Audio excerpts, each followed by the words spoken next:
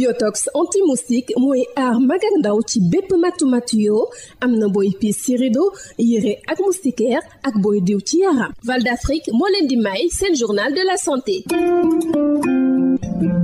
daleen ak jàmm ni ñuy jëfandikoo sinébar ci réew mi mu ngi wëy di gën a yokku nekk lu tiitlu bokk ci li nga xamante ni mooy gën a joxe ay feebaru xel ba lu bëre ci patient yi nga xamante ni ñooy dem ci service psychiatrique yi nekk ay ndaw ñoom ñëpp daanaka jëfandikoo sinébar gi moo leen koy yóbbee moo tax si ni mu gën a gaawee autorités yi war nañoo gën a gunge centre de psychiatrie yi. Professeur Aïda Sylla di chef du service de psychiatrie bu hôpital Fann. feebar boobu nag léegi niñ koy fajee ci biir médecine dem nañu ba gis ci yi nga xam ni moo koy waral te bokk na ci ñiy naan wala di jëfandikoo sinébar nga xam ni day jaxase xel. kon tey ñun ci jàppale ñu bokk na ci yokk suñu doole ndax mbiru feebaru xel amuñu doole li ñu war a am amuñu ko li ñu mën a def yépp defuñu ko ndax nit ñaa ngi fi am nañu xam-xam bi am nañu bëgg-bëgg bi mais mënuñu koo def sànq ñu ngi koy wax naan ma Fann boo soxlaa rendez-vous dafay yàgg ak lu ñu bëgg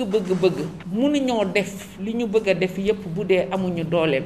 béréb bi ñu nekk di fa faj nit ñi tey am na ñoo xam ne mënoo leen faa entrer moonte xam nañ ni ñii dañ leen a war a entrer diir ba ñu dal mais fi ñu leen war a dugal kenn mënu fa dugg boo fa demee ba teg ci sa bët di nga xam ni fii waxuma sénégalais bu am de wala ku diggu doomu waaye même sénégalais bi nga xam ni amul këram bu fa demee toog fa mooy gën mu dugg ci biir moo tax dinañ ñab-ñabal ne la toogal sa kër di jël lii bu amee lii nga téléphoné ñu ndax fi ñu leen war a dugal ñu mën fa toog faju amuñu ko. nit ñi war a faj tamit waxuma docteur yi mais ñiy topp ci seen ginnaaw bëriwuñu ba tax na daal ñu ngi ñaan ñi nga xamante ni ñooy dogal ñu gestuwaat ñu xool nu ñuy def ba service yi ñoom ñu mën a liggéey et ñi nga xamante ni tamit ñooy toppatoo wàllu xale yi jël sinébar ñu jàppale leen ba nga xamante ni duñu ca àgg di ko jël wala buñ ko jëlee it dinañu mën a gaaw jàppale leen ba nga xam ne duñ ci àgg foo xamante ni seen xel dina jaxasoo ndax suñ ko defulee dafay yokkaat suñu liggéey ci anam yi nga xamante ni amuñu mën-mënu liggéey boobu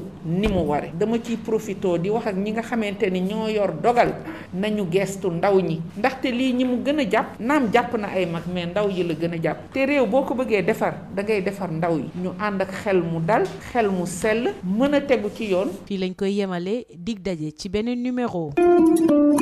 Yotox anti-moustique mooy aar mag ak ndaw ci bépp matu yoo am na booy piis ci rido yére ak moustiquaire ak booy diw ci yaram. Val d'Afrique moo leen doon may seen journal de la santé. Yotox anti-moustique pour le corps, les vêtements, les rideaux et draps vous protège contre les moustiques chez l'adulte et l'enfant. Val d'Afrique vous offre votre journal de la santé.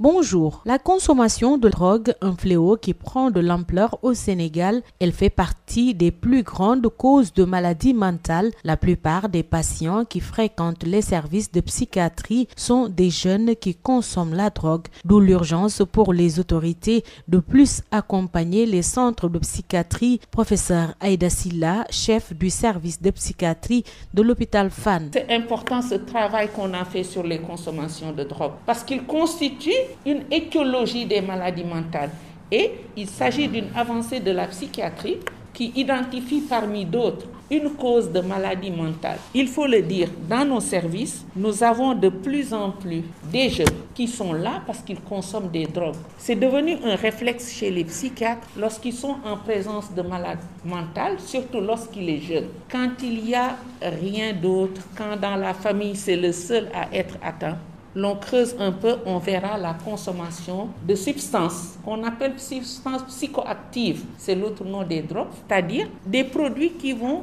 perturber le fonctionnement nerveux.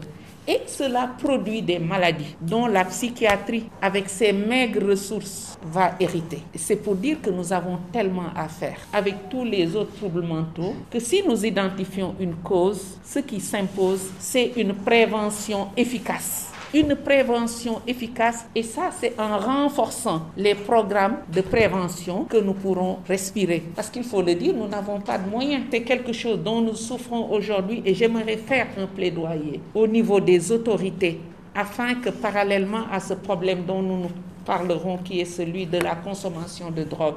Qu'une attention particulière soit portée au traitement des maladies mentales. Les services réfectionnés, quand je dis femmes, la psychiatrie n'en a jamais fait partie, pourtant c'est le service le plus ancien.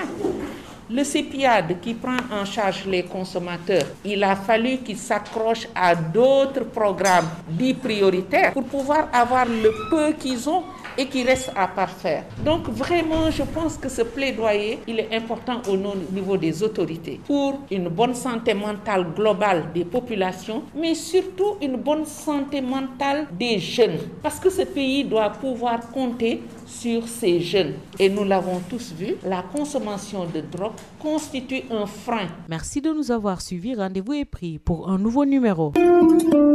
Yotox anti-moustique pour le corps, les vêtements, les rideaux et draps vous protège contre les moustiques chez l'adulte et l'enfant. Val d'Afrique vous a offert votre journal de la santé.